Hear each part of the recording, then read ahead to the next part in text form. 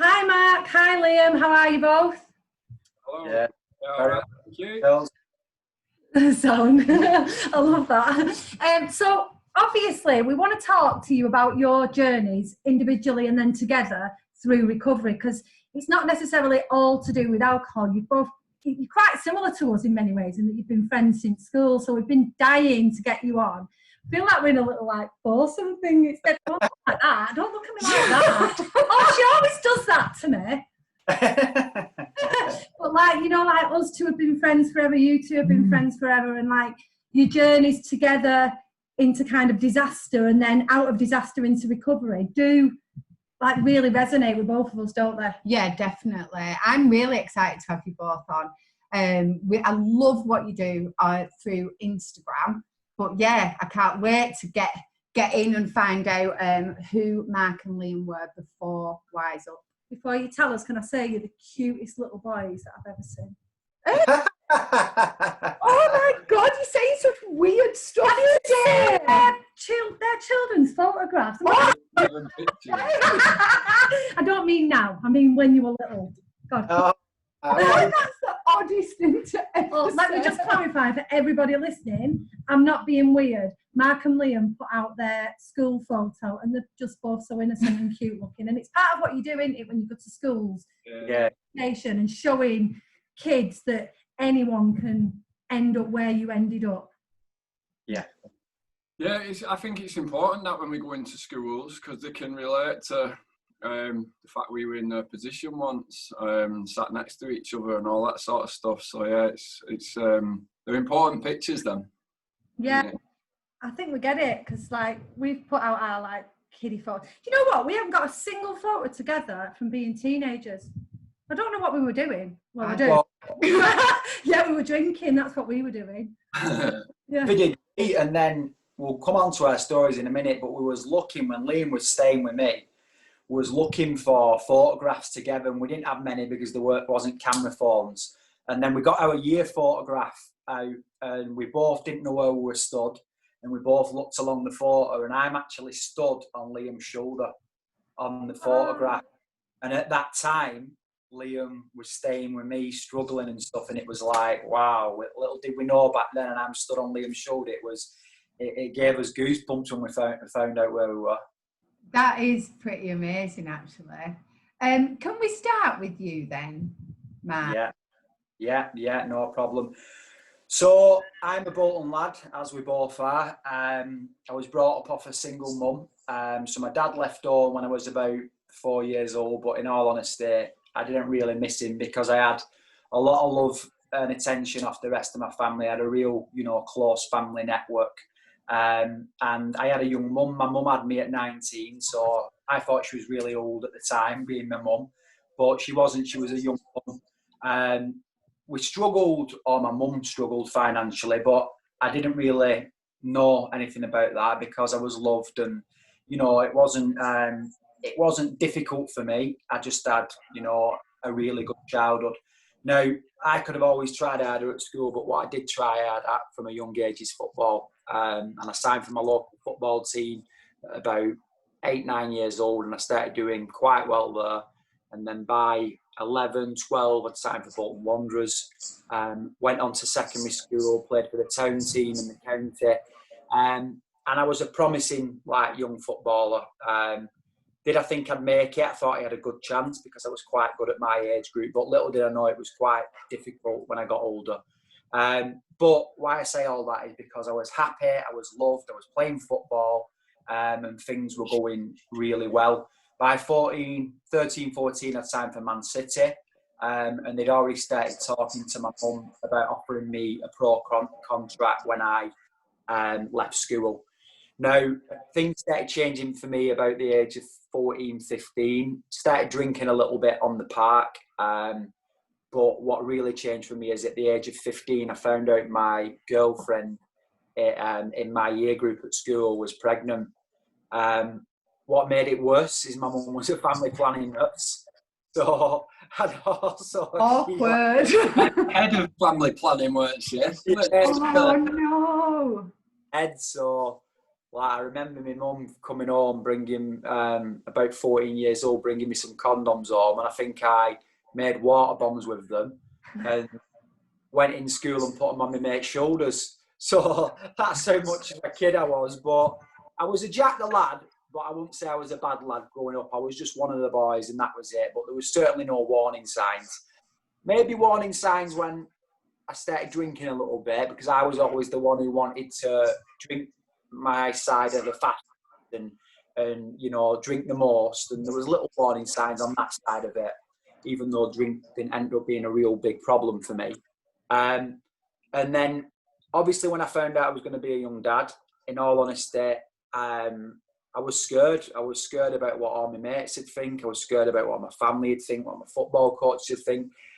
But little did no one know that, because I was sort of acting like I was going to be a man and I was going to deal with it, when really at night I was crying myself to sleep all the time and just really worried.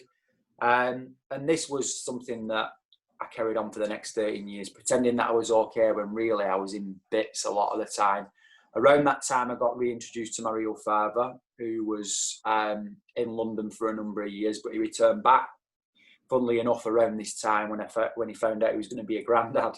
And he started having contact with me, and one of the first things that I ever did with my dad was meet him in a pub at the age of 15, 16. He bought me a pint of beer, and he said, we're going to put some horses on some bets. And that's how it started for me. My addiction was gambling, but it all started at the age of 15 when I was going through an hard time. Now, when I gambled that day, I felt like I forgot about all my worries. I could switch off. No one was going to judge me for being a young dad. And I felt like I could really, really escape reality. And that escaping reality was something I did for the next 13 years. Every little bit of stress that I got in my life, that's what I did.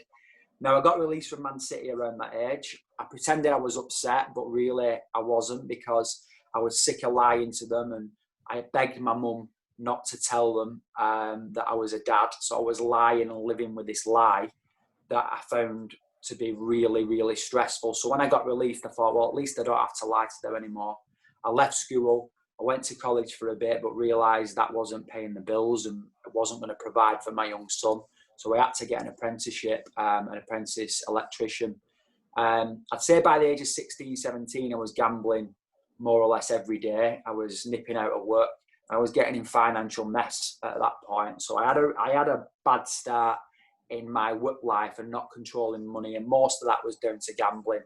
I also started lying a lot, which I'd never had to do before. And cracks started to appear in my relationship with my family, and especially my mum. I was still living with my mum at the time. She was expecting me to go home every Friday and give my keep, and also manage my money. And by Saturday morning, I was tapping money off her, not paying my keep. And, you know, she found that really difficult, and we started to argue a lot. Fast forward about 4 years to the age of about 21, I was gambling every single day. I'd got in about £3,000 or £4,000 worth of debt. And what had changed then is I'd gone from like overdrafts, payday loans. And once I'd done all that avenue and borrowed money off friends and family, I started going to the wrong sorts of people then, and the likes of drug dealers and people who I knew of in my area that was involved in crime. I got brought up on a council estate, and I knew people had gone on to that world and was doing things like that. And I started loaning money off them. And then once I messed up with them, thankfully nothing happened to me, but I messed up with them. I started to go into other sorts of people like that. And when I didn't pay them back, it was a little bit different than not paying an overdraft off at a bank. And at the age of 21, I got hit over the head with an hammer. I woke up in the back of a taxi, and, you know, I was gambling every day at that point, but did I think I was an addict? No. I thought I had a financial problem. I thought if someone came along and gave me a load of money, all this would be fixed. But I didn't really class myself as an addict. I thought I could stop. I convinced myself that I was gambling to get myself out of trouble. And it was sort of self-fueling, really. It was escapism. Then I was trying to win the money. I won money a number of times and never paid it off. My life was spiraling out of control. And my family sort of really stepped in at that point and said, you're being attacked with hammers, you know, you're ruining your life. You need to get some help. And they pushed me to Gamblers Anonymous. And I remember getting to that meeting on a Friday night in Bolton, being the youngest lad there, looking around and thinking, well, I'm not as bad as these people because I've not lost an house and I've not lost this. So, you know, I'll be fine. And I went for a couple of weeks and told my mum on the third week I'd gone back, and I walked into a pub with my girlfriend and my mum was there with my auntie, and she was crying her eyes out and saying, how can you lie to me? You said you're getting the help. I promise you, after them 2 weeks of going to GA, I thought I was fixed. I thought, oh God, I do feel different. I've not gambled. I might have had one bet in that 2 week. I thought, this is the, you know, the longest I've gone. I've got it cracked. This is easy. And I didn't know it. Recovery is a big deal and something you've got to throw 100% into. But I was too young and I had a few levels to go. Fast forward 2 years, 23 years old. At this point, I was in the middle of a degree. I was going to work every day in a suit and tie, working for a national construction company. So to the outside world, I was doing all right. Really, I knew my world was just spiraling out of control. I was getting money off people in a number of different ways. I was lying and coming up with business plans and saying they're investing in companies. And I was getting involved with some pretty dangerous people. At the age of 23, I owed £10,000 to a gang of people, whatever you want to call them. And we came around my mum's one Friday after I'd finished work, and I ran upstairs and was going to jump out of the skylight. Thankfully, they didn't come upstairs. They didn't know I was there, and they left. And my mum came upstairs in floods of tears and said, this is just too much. We can't go on like this. You need to get out of the way. And I said, what do you mean? Like, she said, you need to leave the country. And I'm like, well, I can't do that. I had 2 kids at this point. Wasn't being a good dad, even though I love my boys and tried to see them as much as I can, and they were in my life every week. Even when I was with them, I was just thinking about, how am I going to get my money? How am I going to do this? I was just totally engrossed in the addiction side of it. And that Friday night, my mum got a laptop out and we found a place in the Channel Islands called Sark. There was no bookmakers, and I thought, well, I can't get in trouble there because there's no bookies.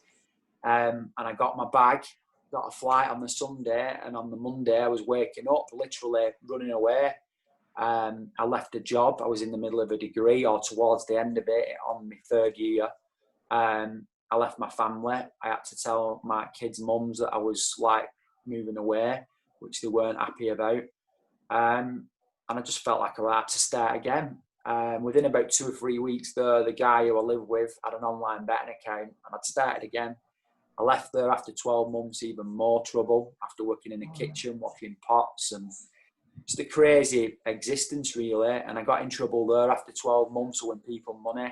And I rang my dad and said, Dad, I've heard you're in Ireland. Can I come over there? Which I did. I went over to Ireland and moved with him. My dad, in all honesty, was probably the worst person to be around because he was a drinker, he was a gambler. And although my addiction wasn't drink, I'd say I had a problem with it, that I was a binger, because when I got in trouble with gambling, some people gamble when they've had a drink. I couldn't think of anything worse, to be honest, that I had to be like completely sober. But when I got in real big amounts of trouble, the only thing I could escape from gambling was to go out and get wasted, and that would be drinking, and a lot of the time recreational drugs. So although I wouldn't say I was an addict and I felt like I needed it every day, it was something that I felt was propping my gambling up a lot of the time, or trying to. And I stayed in Ireland for about 12 months whilst I was over there. My cousin was living with me, which was good because he's a young lad. He ended up falling out with his girlfriend. He's at the age of 21 at this point. He went home and took his own life. So I had to go home for the first time in about 18 months of being on the run. And I was scared about that because I thought, these people are going to be looking for me. And when I came back for his funeral, I carried the coffin. Obviously I had to be at the funeral. They were there. They were like waiting for me, to be honest. And they didn't threaten me, but they were just making it known that they were there. And then I had to go and see them. And I thought, I'm gonna go back to Ireland. And I got in all sorts of mess there. I felt like I couldn't stop gambling. I was gambling takings from work and just got into all sorts of mess. So me running away from my problem just made it 10 times worse. After about 2.5 years of being on the run, I met a girl through social media who was living back in Bolton. And I was talking to her for ages. And obviously I'd not had a relationship for a long time because of what was going on. And I remember like pretending I was someone else really. Really, I was gambling every day. I was in bits. I was depressed. My mental health was suffering, but I wanted her to think that I was, you know, I was in Ireland, I was working away, I was a QS, I was a surveyor. So I had a good job. So to the outside world, she probably thought, oh, you know, he seems a decent lad. Yeah. When really I was going into that relationship with a load of weight on my shoulders and big problems. So that relationship was never going to work. I stayed with her for about 2 years. I ended up moving back home. She didn't even know I gambled, but what she did know is I was very erratic. So I would plan to go out for a meal with her. I would lose all my money, and I would go home and cause an argument because I knew I couldn't go out. 1 minute I'd win money and I'd be showering her with gifts and pretending that I had money. And then the day after I'd be asking her for £10 so I could put some petrol in my car. And she was like, what is going on? After about 2 years of that, she found out everything that I'd spanned this big web, and I owed quite a lot of people money. Now, around this point, about the age of 27, again, I was getting involved with some bad people, but I was also conning people out of money, basically. And she was getting concerned with my behaviour, and it all came out in the end, and then we broke up.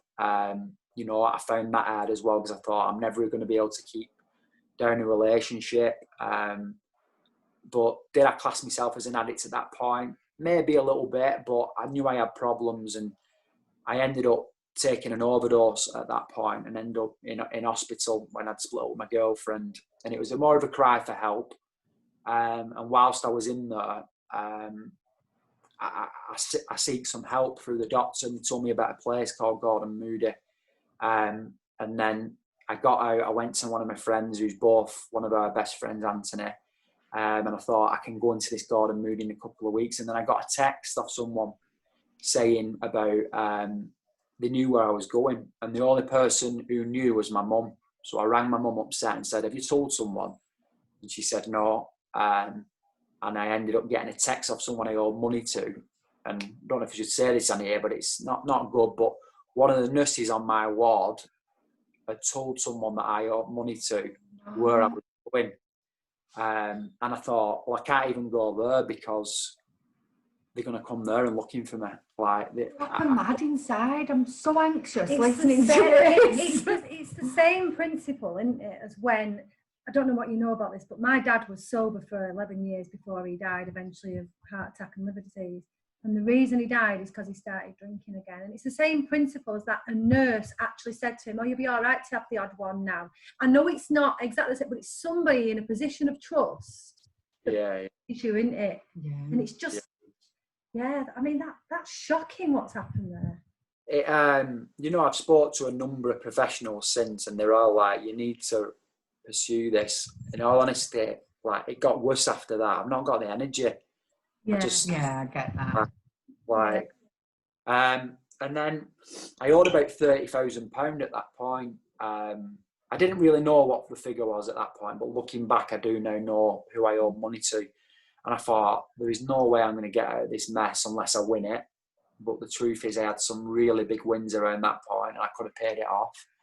But me being an addict, I thought, oh, I can win that much money, I can buy an house here. You know, just my thought process was just insane. So I didn't go to rehab, and I carried on. I reinvented myself again. I told people that I was all right and I'd stop in gambling. I'm getting some help and I'm going back to GA. I never went back to GA. And I carried on for this next 2 years. In that time, I ended up being kidnapped because I owed money.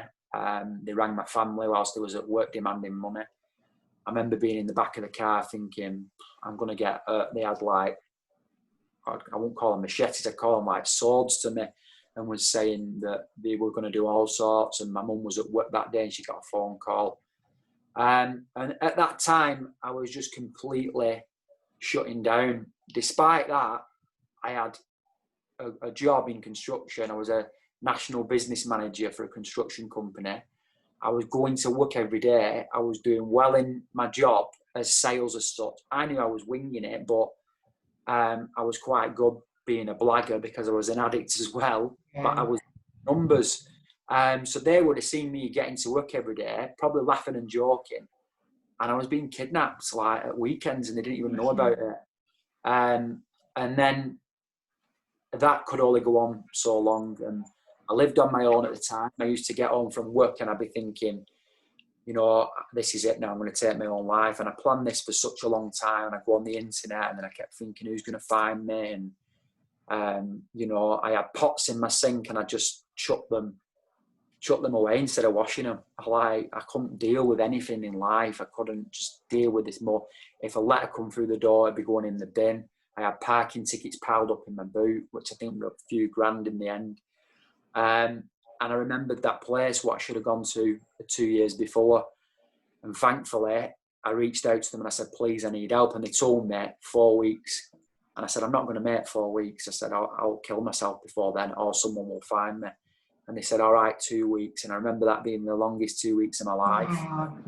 And thankfully, I got there in 2013. And I remember getting there and just slumping in the chair and saying, please, like, help me. And one of the first things they did was say, like, write all your debts down. And I wrote them down. It were like 24. I think it were about 18 people at first, but it ended up being about 24. In fact, it ended up being 25 last week. There's someone else come back out of the woodwork that I forgot about. I know that sounds bad. No, I get it. I was doing that many insane things. I forgot, like, people who I owe money to. It's crazy. But at that point, it was 306,000 what I owed. And that had gone up from 30 to like 300s in the space of the years because of the amounts that I was getting people. And that was 7 years ago. Rehab for me was where it changed. I ended up staying there for 9 months. I took it really serious to the point where I was falling out with people who wasn't taking it serious in there. I was still like Bambi on ice then, but I thought I knew it all even about recovery early on. And I see people now start getting their lives sorted, and then a week later they're asking for a job with us. And I always say, like, just slow down a little bit. But I was one of them. I was one of them people, 100%. I wanted to save the world after week 2, but I needed to establish a recovery, and that's what I did. And I ended up getting a job at the rehab, volunteering for a couple of years. And then, you know, I was seen as a bit of a mentor in there, which I got a lot from, and I knew how to step in when people were having problems and stuff. And then I kept coming back home from rehab, and I was bumping into Liam more and more. You know, me and Liam were close at school, but as you do when you leave school, you go your separate ways, you have different lives. And certainly with my life, I went separate ways from even my family.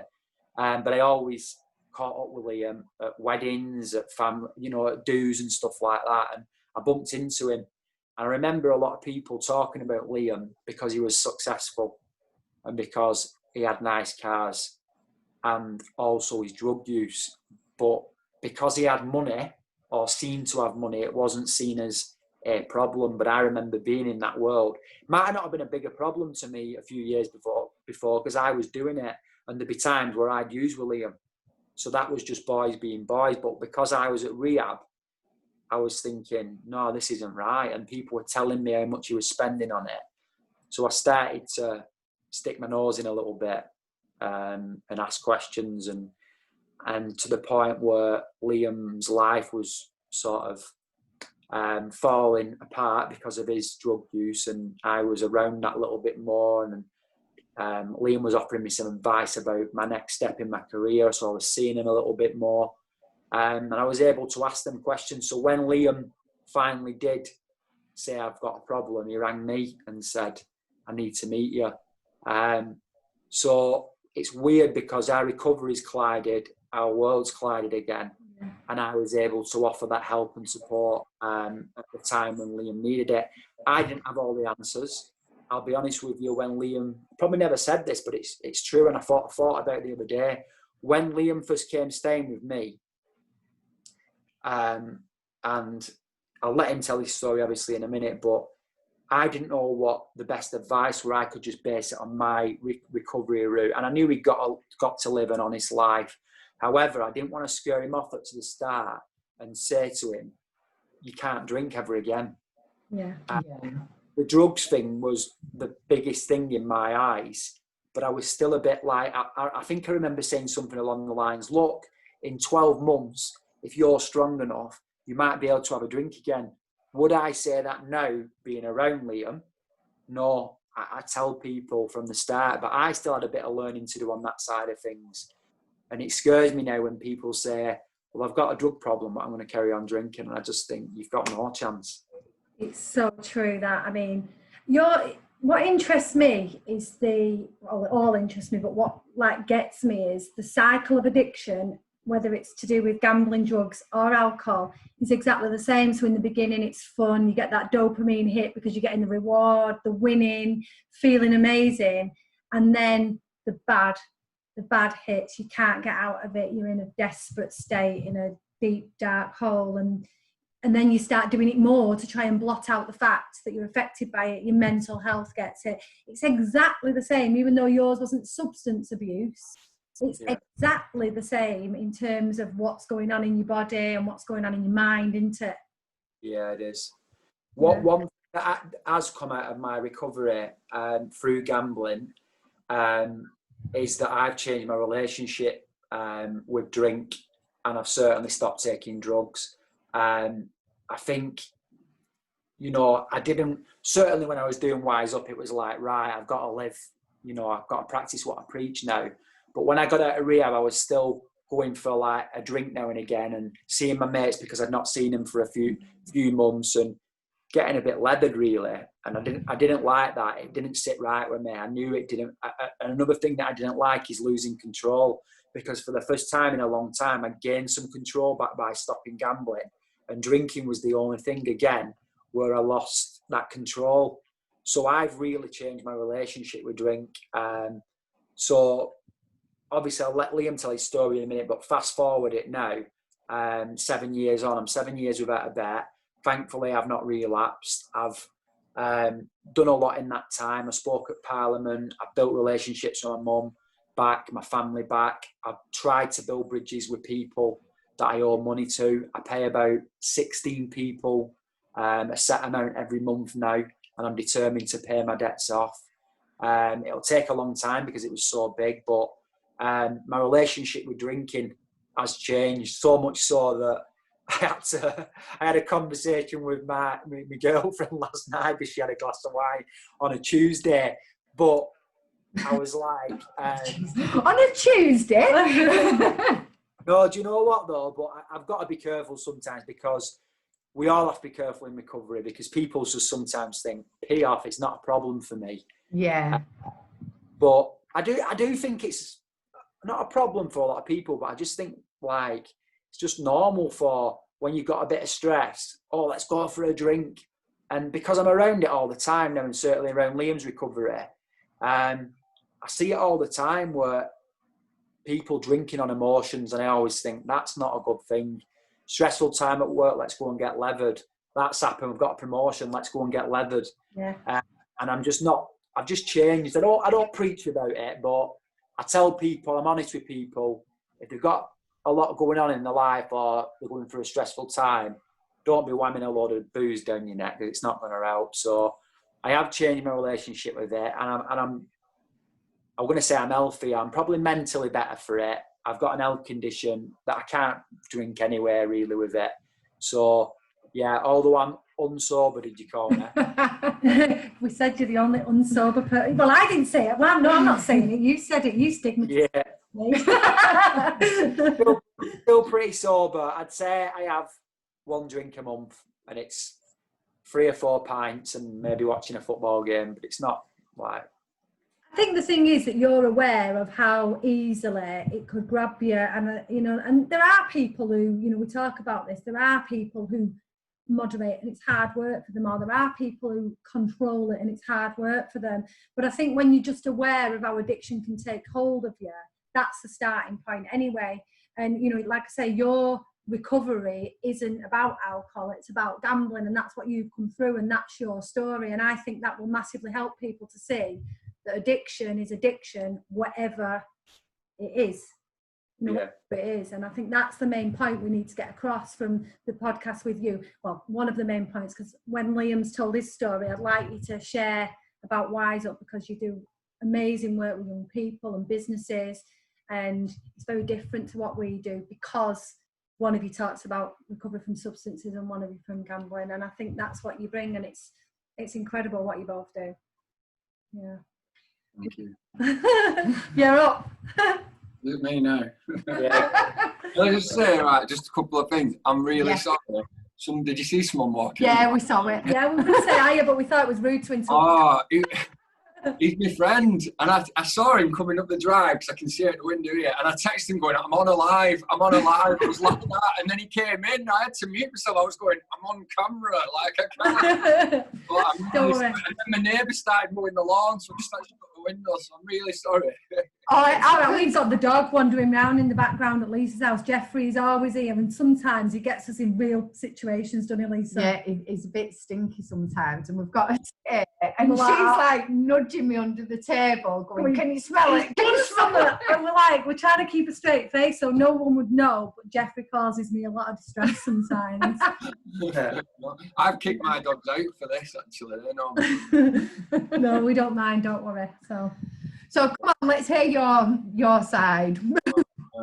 Do you know, I might mention something then, and I'd forgotten about when you were looking at starting up a business and we were meeting up to talk about that. I completely forgot about that. I don't think we've ever mentioned that in any story before, have we? Yeah, we've got exclusive information.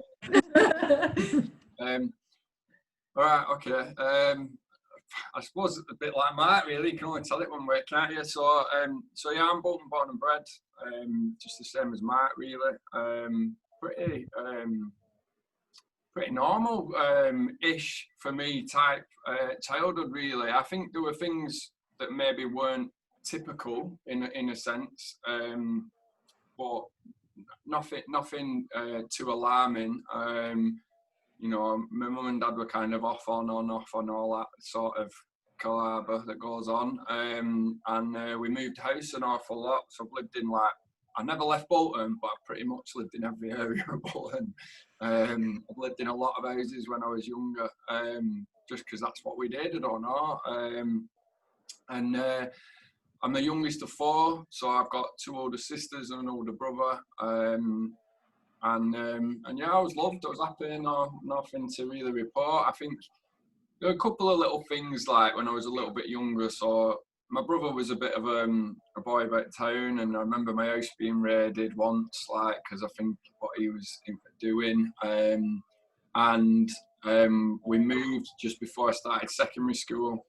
So from my primary school, there was me and a girl, or me and two girls it might have been, who started in secondary school. I went from a primary with 90 pupils in total to this massive secondary in a new area. And I do reference this a bit when I go into schools because I think it's important. I was petrified when I started secondary school. I'd never been in this environment before, and I was quite literally Billy No Mates. I had no one.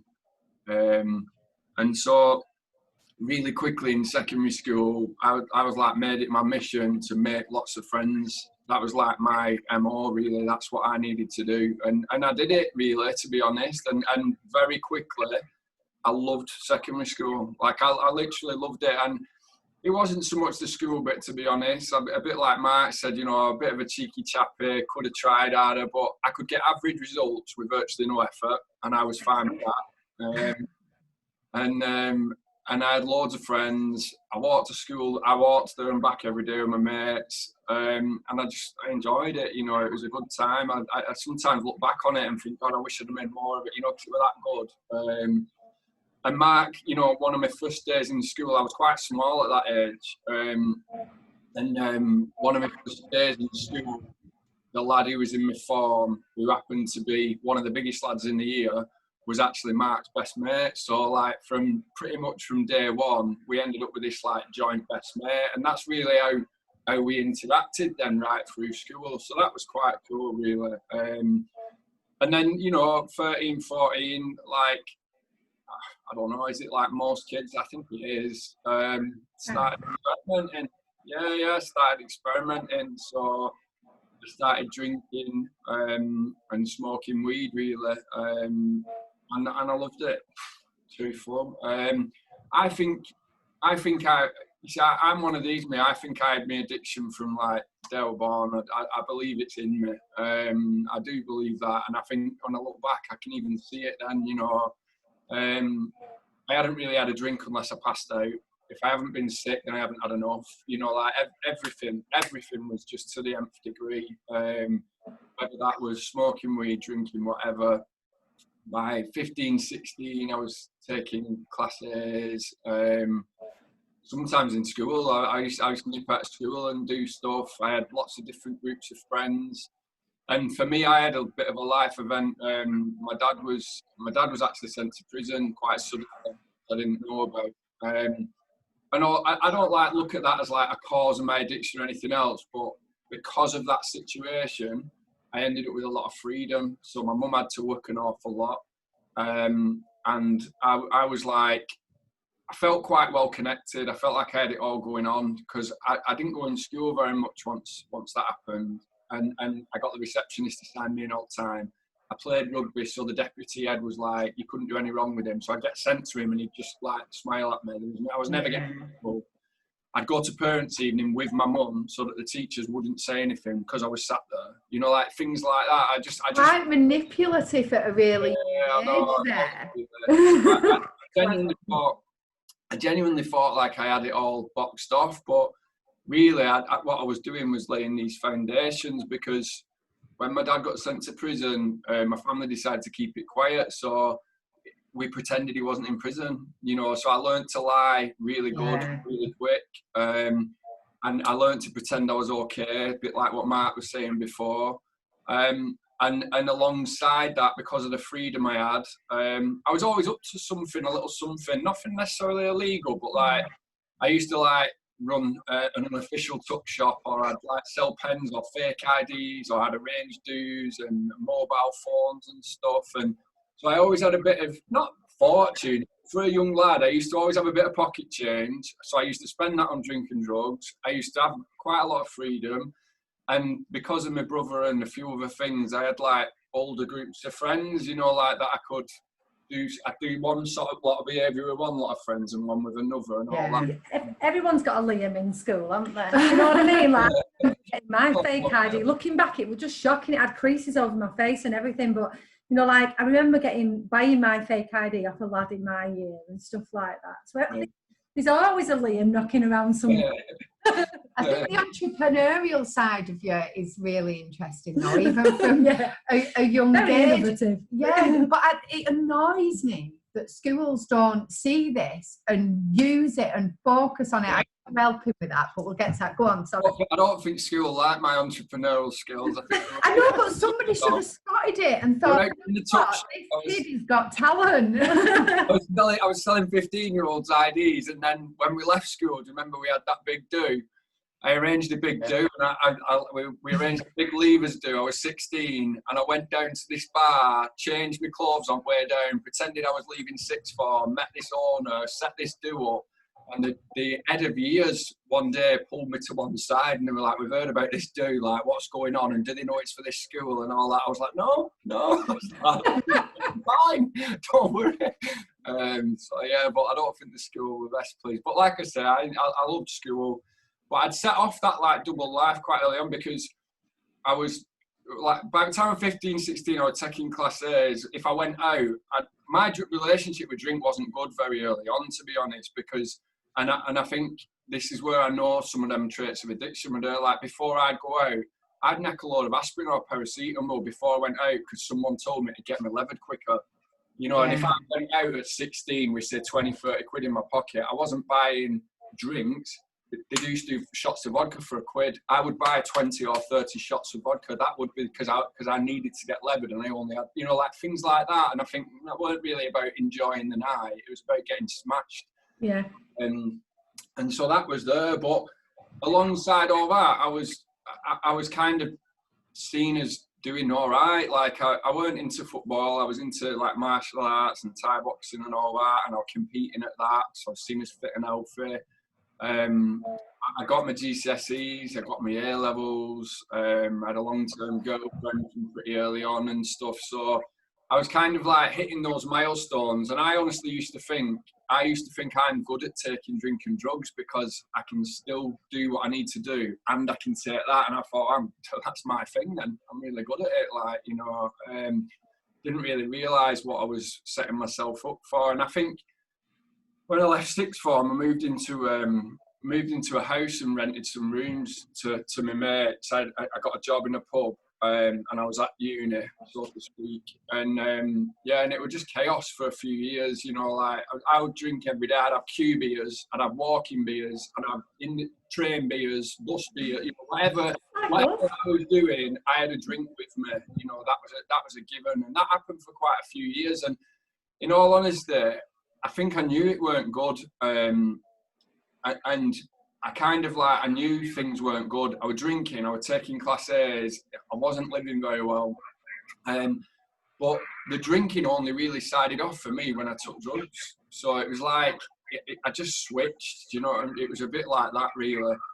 And again, progression, you know, I got through my degree by hook or by crook, a bit more manipulation, and I got a career job, and got a career job, was seen as settling down. And when everyone else, I think when you've got to that point in your life, like usually people settle down, they mature, they grow up and all that. And I knew I wasn't really doing it because I was still going out and staying out, getting in bother and all that sort of thing. And I kind of made a decision I was going to move my girlfriend in and settle down. And for me, that basically meant I won't go out, I'll smoke loads of weed, and I'll make sure I go to work and do what I need to do.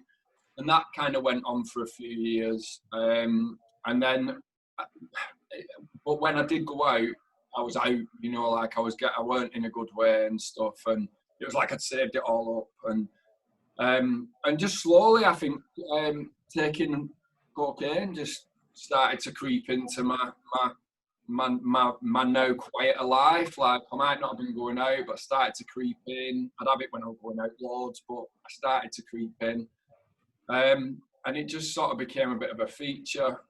Again, I was still progressing. I got married, I had my first kid. I got involved in recruitment.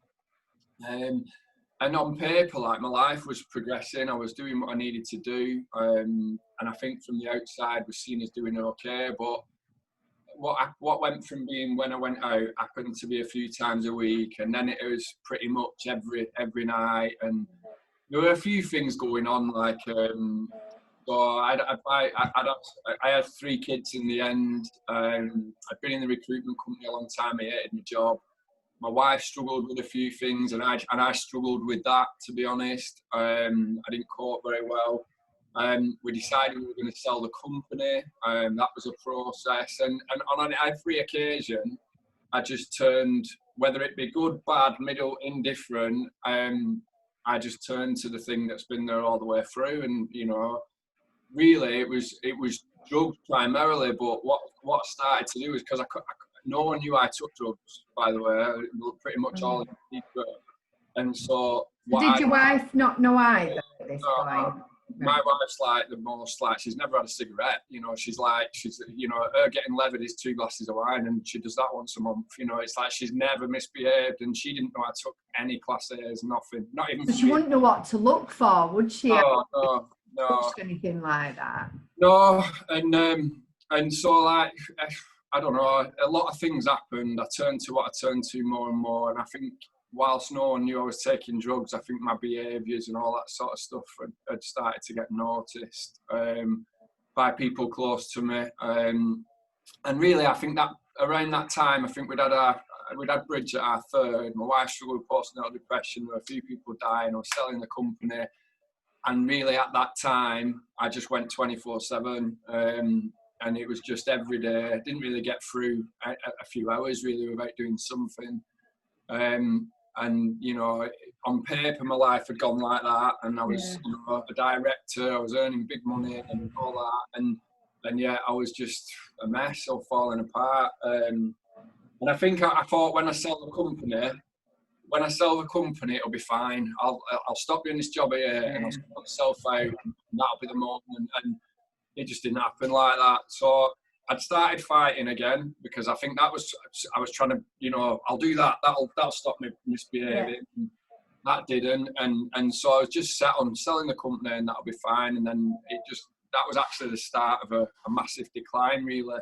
Mark and I had started crossing paths more and more, as he mentioned, and one of the first times was probably about 2 years before I sold the company, I think, roughly, pal. I don't know if you was at the wedding, and we'd crossed paths, and whenever you met Mark, a lot of Mark's stuff that he described to them was like, they were like outward stories, people knew of him. And so when you'd meet him, oh, what have you been up to? And you'd wait for like one of these like stories or scrapes he's been in. Obviously there was a lot more going on behind the scenes there in terms of what he was dealing with, but we didn't know that. And I met him at this wedding and sort of said like, oh, what are you up to? And he said he was in a rehab. And I do remember I was like laughing. I thought he was joking at first. I always remember that. And didn't really take him on. Went on to get smashed at that wedding. There's a picture of me from that wedding on Mess. I got in quite a bit of bother actually. But something must have stuck with me, because I think a combination of knowing he'd turned his life around, and then the discussions Mark tried to have with me over a period of time, obviously something had stuck with me. And I sold the company. Mark and I had been crossing paths, and I just went off the scale, really. I got kicked out of my house, and then I had a load of money, no job, and I wasn't with my wife and kids. So recipe for disaster, isn't it? Yeah, it was really. And I think I'd always been bothered about being seen as something and all that sort of thing, and I just stopped going. I'll be honest, I give everyone the big two and kind of did what I wanted to do, and I didn't really care what happened in the meantime. And there were loads of things that happened. I think the first thing was I was told to go to counselling. I went to counselling, and I'll be honest, I had a wrap around my little finger. That was easy. It didn't stop me doing anything. Told what she wanted to hear, played the victim, and and I left every week smiling, no problem. But didn't do anything to stop me drinking or drugging. And then things, I never got honest with me. I kept getting caught though. So like, I never went to someone and was like, oh, I've got this problem. What happened was I got caught doing something. I was like, yeah, I might not be good. Like, yeah. So that's kind of what happened. And so eventually, like, my family put a bit of a plan in place, and I think I got about 2 weeks. I got about 2 weeks without drinking and drugging near Christmas. And I'd crashed 4 cars in a week just before that. Like, a couple weren't major, but 2 were bad, and I had to pay someone off and all that. I had to pay a rental car company off and stuff. And I think it was just after the Christmas, it was about January, I think, Mark, if I'm not mistaken. Because I've got this 2 weeks, everything, I was back home, everything was all right, 2 weeks in, and then started using again. And I think that was a moment for me where I was like, I can't do this on my own, like, and so that's when I rang Mark up. And I rang him up. I said, like, I need to see you. And so we arranged to meet in Morrison's in Bolton. And I rang him again, and I was like, I don't look like when you last saw me, because I was a bit of a mess. I'd started having to put like makeup on my nose and that and all that, like in mornings and stuff. I was taking prescription drugs to level my heart, all sorts of nasty stuff, really. And then I went and sat opposite Mark and just brought down, really, and said, I've got a big problem, and I don't know what to do, because in order to deal with the problem, I'd have to tell people how bad it was. If I tell people how bad it was, they're going to hate me, they love me, and then what's the point, and all that. And Mark kind of guided me through that, then helped me have discussions with my family, and actually helped my family as well, to be honest. He'd be like, particularly my wife and my sisters and stuff, like, he actually had discussions with them himself. And, a couple of weeks later, I was in a rehab. And I was quite happy to go. To be honest. I was ready for a break. So I thought I'd go there. And I think that's what I thought it was. When I got there, it was like a rude awakening. I was put in a suicide prevention room. I was told I was in the acute psychiatric hospital. I had someone checking my room every few minutes and all that. So it wasn't quite what I thought it was. And I think I did give it my all. I did try and give it everything. I'm not going to sit here and say I didn't, because I don't think that's the case. Yeah. But when I came out of there, it was 4 weeks, cost me quite a lot of money.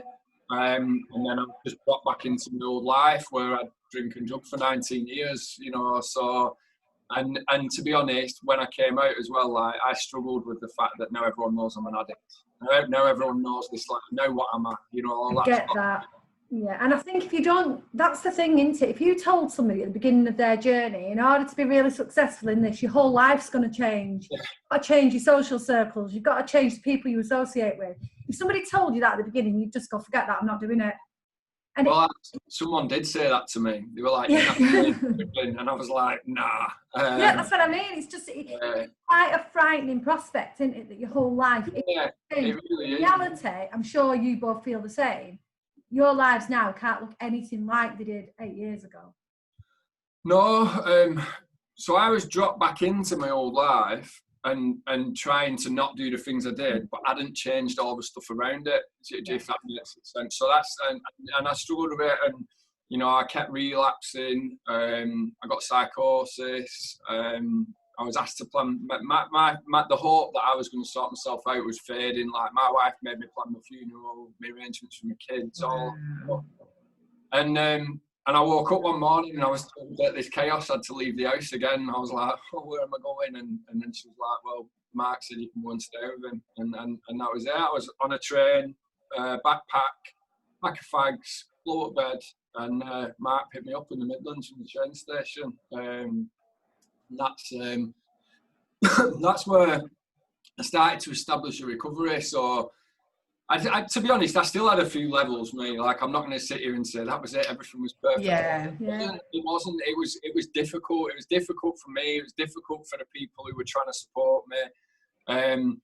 But one thing I will say is I feel like I've learned a lot in a very short space of time, because I've not just got like a one track or closed-minded view. So Mark's recovery route was massively different to mine, and I was around him while I found my recovery route. So I was like nicking bits that he was telling me, and he was like getting me to do bits of good practice from his rehab. Well, I still do some of that stuff today, and if I'd have only gone one way, I wouldn't have that. So I feel like I've got this like kind of like comprehensive real world recovery, really, and quite open-minded.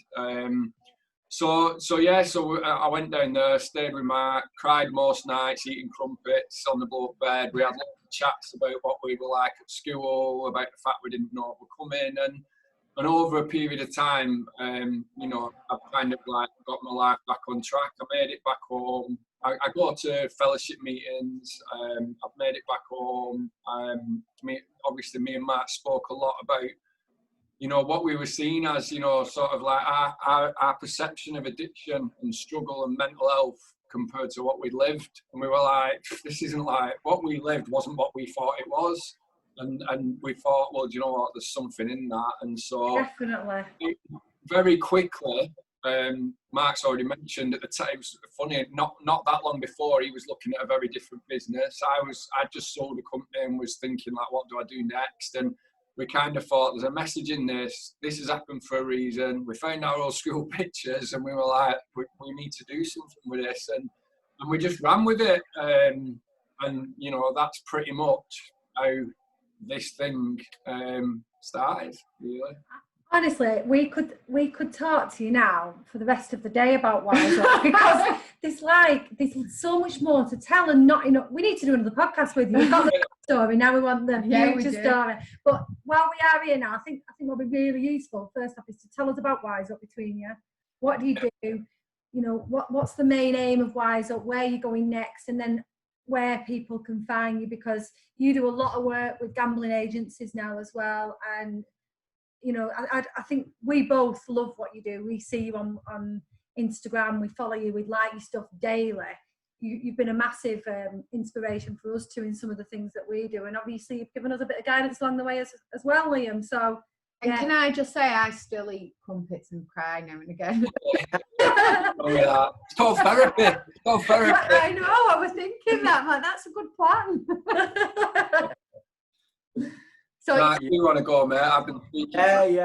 Yeah. So, like Liam said, we started having these chats at mine on what Whysup would be, and that was just over 3 years ago. And to what it is now, it's very much different. But at first, we thought, right, we've got a good story here. We can go in school, old school friends, tell our story of addiction, and add a little bit on at the end. But that's all it was, really. It wasn't really a service. we thought schools at first. We didn't realise there's so many different sectors that we'd end up working in. But ultimately, it was prevention and awareness. So as much as we like helping people, really, we want to speak to people before there's a problem. Yeah. However, because we work in a number of different sectors now, we speak to a number of adults and the problem's already there. But Whysup now is prevention and awareness. We work in 3 different sectors. So we work in education, business and sports clubs.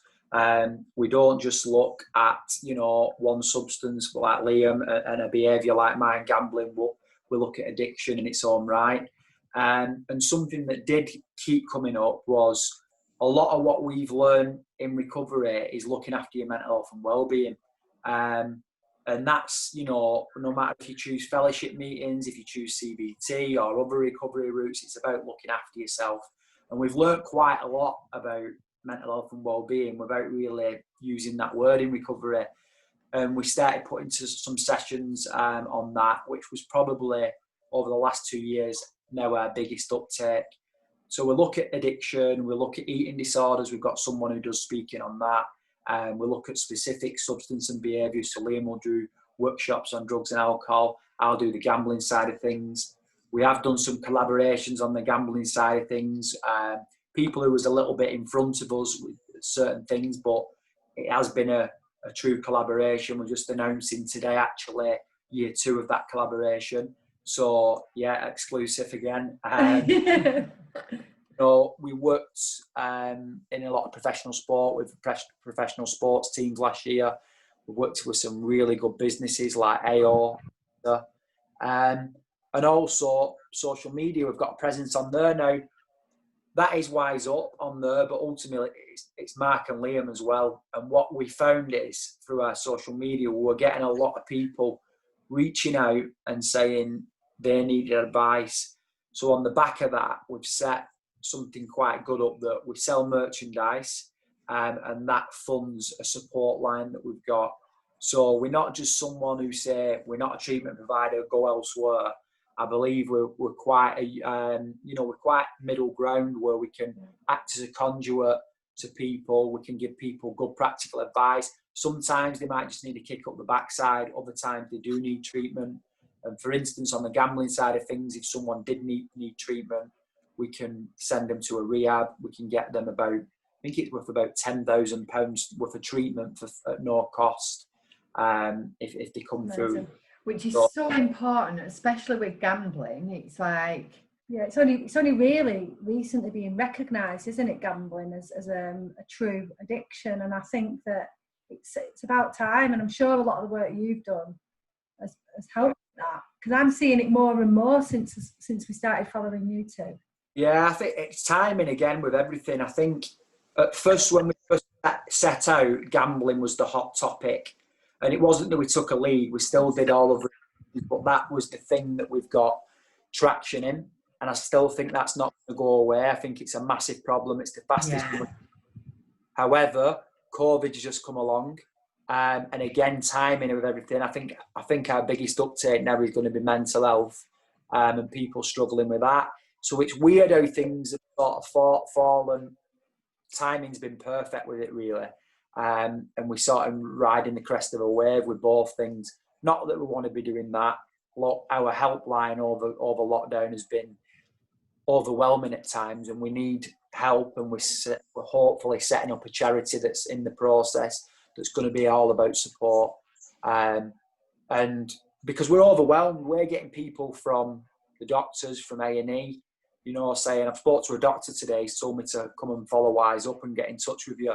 We don't get paid, but it is brilliant. But there's only me and Liam. We're trying to do awareness. It's overwhelming. However, I think we've got through the worst of it, and we're putting plans in place where we can grow as a business and be equipped for that. So compared to where we are 3 years ago, I'm speaking on behalf of Liam here, we're just so proud. I love my job. I feel so lucky to be in this job every single day. And we've got a good work-life balance, and we're happy. Yeah. Oh, we're dead grateful you've taken time to come on, because we know you don't do loads of this stuff. Really sorry, I've got a wasp. You don't know it. With a wasp. I hate flying things, like proper phobia, and I've sat there still, I can't do it, so sorry. I wondered why you did this. I thought you were saying, oh, because so I'm having a meltdown here, like, I hate flying things, and I've got 2 of them. Because you opened your window. Well, we won't keep you too much longer, but honestly, we're so grateful that you've given up your time to be on with us and shared what you do. Where's the best place that people can find you? Obviously, buy the merch, because that does fund your helpline, doesn't it? And a lot of the services that you can provide very cheap or at no cost at all. So where can people find you when they want to follow you and so on? Yeah, so ultimately, website whysup.co.uk. You can find information about what we do. There's a help page on there, and on the help page, there's guides around drug and alcohol, gambling, mental health, eating disorder, and there's a list of useful contacts and organisations. Not just for the person struggling either, I might add. There's support organisations for friends, family and loved ones. Oh, yeah. There's information on there about how to get in touch with us for a support call, and again, that can be for any issue. We don't just deal with addictions. The shop's on there, which, as you mentioned, is the merchandise. So over the last 3 years, we've done 54 free services in education on the back of the merchandise. We've given out over 30 awards to young people, recognising like good choices and decisions and stuff. And we currently have the support line. We've just upped it, actually. We currently have the support line now available 3 evenings a week. We're hoping to get that much more. So the merchandise does a lot of good. And then on top of that is our socials. You know, you've already mentioned Instagram there, you've got Facebook, we've got Twitter and LinkedIn, and it's just at Whysup Official. And you know, follow us. We always try and encourage anyone to follow us, whether you think you're struggling or not. That's not the point of our social media. We firmly believe our information is for everybody, because if everybody has the info, then hopefully people won't go where we went, and they'll make better decisions. But also, even if we can't save them people or the person who's struggling or stop them, we might just give the other few people the ability to be like the eyes and ears and see things that maybe our friends and family struggle to see, you know, that sort of thing. So if anyone is watching and listening to this, go and follow us, because someone in your circle might see you followed us and they might need it. So yeah, give us a shout on that. But yeah, that's it really. You guys are doing amazing things, honestly. I'm so glad that we found you. It was through Susie, actually, from Being Sober that we found you. I mean, that's growing as well, isn't it? I don't know what's happening there. It's gone a bit crazy. We're actually going to talk, weirdly, we're going to do the beginning at the end, and we're going to put it on the beginning. But yeah, we're actually going to talk a little bit about Be Sober. So if you get to this point, we'll have already done it. But yeah, it has grown a lot. So much so that I'm now doing it as well, which it was never my thing. It was Lisa and Joe that met at the beginning of sobriety. But I'm now part of it, which is brilliant. Yeah, it's like brought everything together. Oh, that's cool. Thank you for the contact there as well. Yeah. So it started growing in Bolton, and now all of a sudden we've got one in Ohio. Like, what the hell? Oh, that's great. Well, I noticed as well you've got your first Bolton event on the 12th of September. So it's only been one from me that, so I'm going to try and get to that. Oh, brilliant. We might see you there then. Yeah, so follow at Whysup and at Be Sober Bolton as well if you want to go along and meet, hopefully, Mark and Liam. Yeah. You can't go, you're unsober, Mark. Sorry guys, you're not allowed. I have to come up with a better word, because unsober makes it sound like he's currently drinking, doesn't it? So Can